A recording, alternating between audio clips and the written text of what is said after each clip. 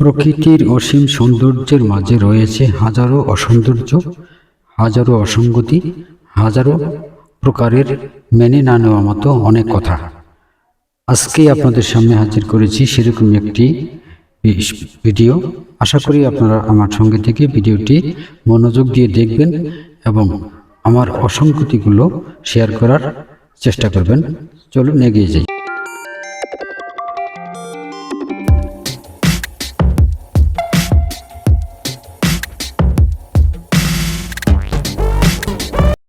প্রচুর রোদ আর গরমের মধ্যে অতিষ্ঠ হয়ে গিয়েছিলাম, তাই ভাবলাম একটু সবুজ প্রকৃতি থেকে ঘুরে আসি।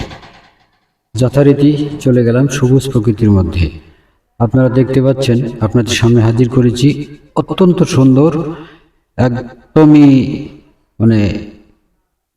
ঠান্ডা, খুব শীতল একটি প্রকৃতি, তার মাঝে বয়ে চলা ছোট্ট নদী। কেমন লাগছে? এই নদীর ধারে বসে হাওয়া খাচ্ছিলাম, সাথে মৃদুবন্ধ হাওয়া ছিল, খুবই ভালো লাগছিল জায়গাটি। ঘুরতে ঘুরতে চারপাশটা দেখছিলাম, খুব ভালো লাগছিল। আপনারাও দেখতে থাকুন, আপনাদেরও ভালো লাগবে আশা করি। নদীর উপরে গরু চড়ানোর দৃশ্য, সেই সঙ্গে অসাধারণ সব জায়গা আপনাদের সামনে তুলে ধরার চেষ্টা করেছি। আমারও ভালো লাগার শেষ ছিল না, মনটা একদমই ফুরফুরে হয়ে গিয়েছিল। কি করব কি করব না সেটা নিয়ে একটা কি বলবো আর কি বলবো না, কোথায় গেলে আরো ভালো লাগবে সেই বিষয়টি খুঁজে খুঁজে এগিয়ে যাচ্ছিলাম। কখনো চেষ্টা করছিলাম যে আরো ভালো কিছু দেখা যায় কিনা। এভাবেই ঘুরতেছি, এ পাশে ও পাশে দেখতেছি সবুজ ঘাস, নরম সবুজ ঘাসের দৃশ্য। এত ভালো লাগছিল জায়গাটি আমার।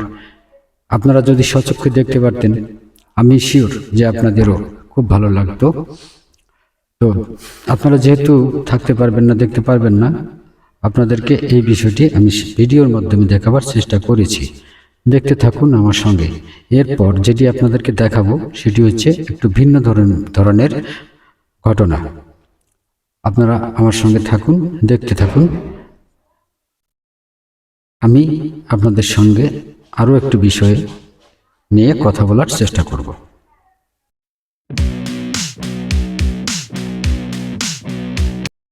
আমি হাঁটতে হাঁটতে অনেকটা দূরে চলে গিয়েছিলাম। এখানকার ন্যাচারাল দৃশ্য আমার আরও ভালো লাগছিল। দেখতে দেখতে এগিয়ে যাচ্ছি, সামনে কি যেন একটি আমার ছোট্ট একটি নৌকোর মতো মনে হচ্ছে।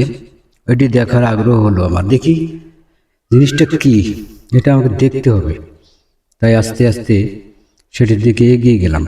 আমার কাছে প্লাস্টিকের তৈরি একটি নৌকোর মতো মনে হলো।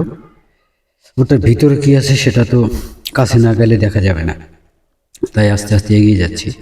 ওটি ছিল অনেক নিচে, আমি অনেক উঁচুতে ছিলাম, তাই ধীরে ধীরে নেমে ওটার কাছে গেলাম।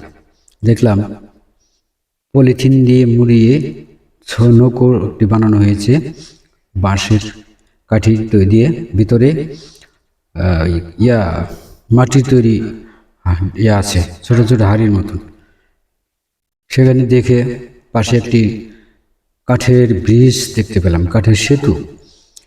কাঠের সেতুটি দেখে আমার আগ্রহটা আর একটু ভিন্ন রকম হয়ে গেল। কাঠের সেতুটি দেখার জন্য এগিয়ে গেলাম। আস্তে আস্তে চিন্তা করলাম যে কাঠের সেতুটির কি অবস্থা সেটি দেখি, এর উপরে উঠবো এবং এখান থেকে নেচার দেখবো দুই পাশের। খুব ভালো লাগছিল নেচার। ধীরে ধীরে আমি যখন সেতুটির উপরে উঠে এলাম, তখন এখানকার অবস্থা দেখে, অর্থাৎ সেতুটির অবস্থা দেখে, দুই পাশের রাস্তার অবস্থা দেখে আমার প্রকৃতি দেখার স্বাদ থেমে গেল। আস্তে আস্তে এগিয়ে গেলাম সেতুটির মাঝ বরাবর। অবস্থা দেখে বিব্রত হয়ে গেলাম, বুঝতে পারছিলাম না এখন আমার কি বলা উচিত। মাঝে মাঝে কাঠগুলো একেবারে উঠে গেছে। এই সেতু দিয়ে দিনে হাজারো মানুষের চলাফেরা, দুই পাশে আমি যেদিক থেকে যাচ্ছি এই পাশে হলো বাজার। বাজারে অনেক লোক ওই পাশের গ্রাম থেকে ওপারের থেকে অনেক লোক এই বাজারে আসে এবং অনেক ব্যবসায়ী আছে। এপারের অনেক লোক ওপারে যায়, মানে চলাফেরা কন্টিনিউ করতেই হয়।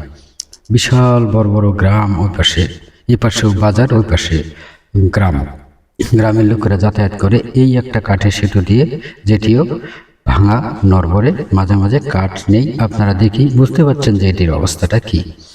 এই অবস্থায় এখানে এই সেতুটি কতটা ঝুঁকিপূর্ণ এটা আপনাদের আর বুঝিয়ে বলার দরকার নেই।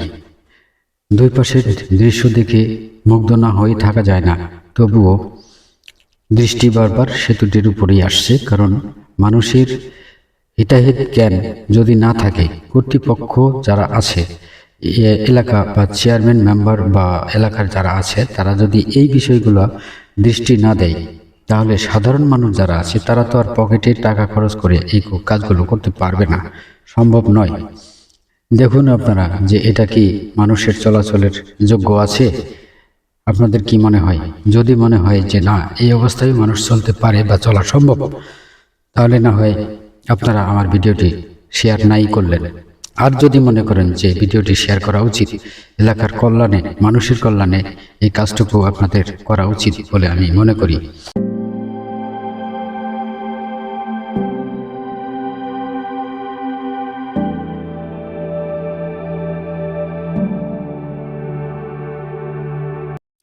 আমি ব্রিজটি পার হয়ে, অর্থাৎ কাঠের সেতুটি পার হয়ে ওপারে গেলাম। ওপারে গিয়েও অবস্থাটা একই দেখতে পেলাম। দেখতে পাচ্ছেন সংযোগ সড়ক যেটি আছে সেটির অর্ধেকটাই নেই। যেটুকু আছে ওটুকুর উপরে আলগা কিছু কাঠ লাগিয়ে সেটির উপর দিয়ে যাতায়াতের ব্যবস্থা করা হয়েছে। এইটুকু রাস্তা দিয়েই বাইক পারাপার করা হয় এবং হাজারো মানুষের পায়ে হেঁটে চলাচল। এটা কতটা ঝুঁকিপূর্ণ এটা আপনাদেরকে আর কি বুঝিয়ে বলবো, আপনারাই নিজেরাই উপলব্ধি করতে থাকুন। আমি নিজে হাঁটছিলাম, দুই পাশে দুলুনি দিচ্ছিল, এপারে ওপারে দুলুনি দিচ্ছিল যদিও, আর খুব সাবধানে পা ফেলতে হচ্ছিল। কখন যেন পা ফসকে এই কাঠের ফাঁকা জায়গা দিয়ে পা আমার নিচে চলে যাবে, ভয় পাচ্ছিলাম, তবুও কিছু করার নেই। যাই হোক, ভিডিওটি আমি করেছি আপনাদের জন্য, আপনারা শেয়ার করে দেবেন, আপনারা দেখবেন। আর হচ্ছে অন্ততপক্ষে যেন কর্তৃপক্ষের নজরে এটা পড়ে, সেই ব্যবস্থাটা আপনারাই করবেন।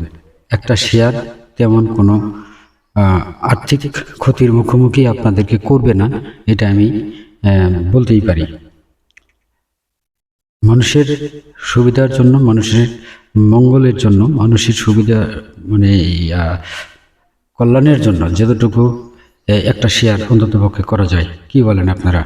যদি মনে করেন এটা করা যায়, তাহলে একটু শেয়ার করে দিবেন, যাতে কর্তৃপক্ষের নজরে ভিডিওটি চলে যায়। দুই পাশের নৈসর্গিক দৃশ্যটা আপনারা মন দিয়ে উপভোগ করুন, দেখতে পারবেন কত সুন্দর লাগে। আমি পার হয়ে এপার থেকে ওপারে গেলাম, যাওয়ার চেষ্টা করছিলাম। দেখেন কতটা ভয়ঙ্কর অবস্থা।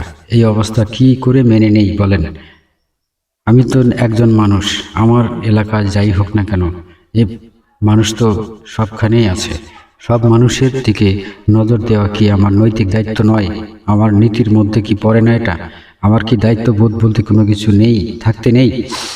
এখন দেখুন, এই যে ভাঙার অবস্থাটা দেখুন, ভাঙার মাঝখান দিয়ে এক টুকরো কাঠ, চিলটে কাঠ কিভাবে দিয়ে মইয়ের মতো তৈরি করে সেটা দিয়ে মানুষ চলাচল করছে। অথচ দেখুন দুই পাশে হাতল, অর্থাৎ দুই পাশের সাপোর্ট হিসেবে এটার যে একটা থাকে, রেলিং থাকে, সেটাও নেই। আর নিচে যেগুলো খুঁটি হিসেবে ব্যবহার করা হয়েছিল, মাঝে মাঝে সিমেন্টের পিলারও আছে, আবার কিছু কিছু জায়গায় কাঠের খাম অর্থাৎ পিলার দেওয়া যায় কাঠ দিয়ে। কাঠের যেগুলো আছে সেগুলো একদমই নড়বড়ে হয়ে গেছে। কত দিন আগে দেওয়া ছিল সেগুলো, এতদিন 10-15 বছর এটা এভাবে থাকার কথা নয়। হাঁটাচলা করতে চলাচল করতে সেতুটি আসলে সম্পূর্ণরূপে আমার কাছে মনে হচ্ছে যে এটা অযোগ্য বলেই বিবেচনা হচ্ছে। এই অযোগ্য সেতু ব্যবহার করা আসলে কতটা সুবিধাজনক এটা আপনারা নিজেরাই বলে দিবেন। আমি আরেকটা জিনিস আপনাদেরকে বলি, সেটা হচ্ছে এলাকায় যত মানুষজন থাকে না কেন তারা কখনই এই বিষয়টা মানতে চায় না, কিন্তু যারা কর্তৃপক্ষ থাকে তাদের কাছে গিয়ে ধর্ণা দিয়ে পড়ে থাকতে হয় দিনের পর দিন। আজ নয় কাল, কাল নয় পরশু, এভাবে করতে করতে শেষ অবধি দেখা যায় যে এটার যে কোনো প্রতিষ্ঠান, শুধু সেতু বলে কথা নয়, যে কোনো প্রতিষ্ঠানেই আপনি কর্তৃপক্ষের কাছে যান না কেন, তারা কখনোই টাকা ছাড়া বা তারা নিজেদের সুবিধা অর্জন না করা অবধি কখনোই কোনো দিকেই আগায় না। আমি সুবিধাজনক বলতে কি বোঝাতে চেয়েছি, যারা বিজ্ঞ আছেন তারাই বুঝতে পারবেন খুব সহজে। আমি দেখতে দেখতে সেতুটির বিস্তারিত তুলে ধরলাম আপনাদের সামনে এবং বোঝাবার চেষ্টা করলাম এই সেতুটি কতটা ঝুঁকিপূর্ণ অবস্থায় আছে। আপনারাই বিবেচনা করেন যে এটা আসলে কতটুকু ভালো আছে বা মানুষ চলাচলের যোগ্য আছে। কি হতে পারে যে কোনো সময় ঘটতে পারে বড় ধরনের কোনো দুর্ঘটনা। আর যে কাঠগুলো দেখা যাচ্ছে এখানে যে আছে এখনো, সেগুলো যে ভালো আছে এটাও বলা যাচ্ছে না। এগুলোর মধ্যেও অনেকগুলো ভাঙা আছে। যাই হোক, আমি এখান থেকে ওই যে দেখুন কিভাবে আসছে মহিলা, ওনার তো মনে হয় অভ্যেস হয়ে গেছে এভাবে চলাচল করতে। আমার ভয় লাগছিল, আমি যখন সেতুর উপরে ছিলাম তখন আমিও একটু ভীতু, মানে কেমন জানি একটু সন্দেহের মধ্যেই ছিলাম যে কখন আমার একটা পা ফসকে চলে যাবে। কিছু করার নেই, আমি ভিডিওটা করার স্বার্থে আমি ওটুকু মেনে নিয়েছিলাম। দুই পাশের দৃশ্য কতটা সুন্দর, দেখলে বুঝতে পারছেন আপনারা, আসলেই দেখার মতো। আমি আস্তে আস্তে সেতুর নিচে চলে গিয়েছিলাম কিছুক্ষণ আগে। সেতুর নিচে গিয়ে নিচেরটা দেখাবার চেষ্টা করলাম। উপর থেকে যেরকম দেখা যায় নিচের থেকে ওরকমই একই অবস্থায়। দেখতে দেখতেই আমার জামান মিন্টু উনি চলে এসেছেন আমার সাথে। উনিও ওপার থেকে আসছিলেন, আমি ওনার ভিডিওটা নিলাম। উনিও কীভাবে হাঁটছেন দেখতে পাচ্ছেন। হাঁটার গতিটা দেখলেই বুঝতে পারবেন যে সেতুটি কী অবস্থায় আছে। আমাকে দেখে হঠাৎ থমকে দাঁড়িয়ে গেল যে আমি আসলে এখানে কি করছি। আমি যেখানে ভিডিও করছি সেতুটির, ওর প্রথমে জানতেন না, তারপর যখন জানার পরে আমাকে এই ব্যাপারে আগ্রহ দিল অনেকটা। যাই হোক, তার চলাচলের জন্য এটি ব্যবহার করে উনি রাত বিরাত এই পথেই চলাচল করে। তো আমি কি করলাম, কতটুকু কার জন্য, এলাকার মানুষের জন্য কাজটুকু কতটুকু করতে পারলাম, আর আপনারা কতটুকু পৌঁছে দেবেন মানুষের কাছে, সেটা আপনারাই ভালো জানেন। আমার তুলে ধরার কথা আমি তুলে ধরলাম, আমার দায়িত্ববোধ থেকে আমি এটা করলাম, এবং আপনাদের দায়িত্ববোধ থেকে আপনারা কতটুকু কি করবেন সেটাই দায় আপনাদের উপরেই রইল।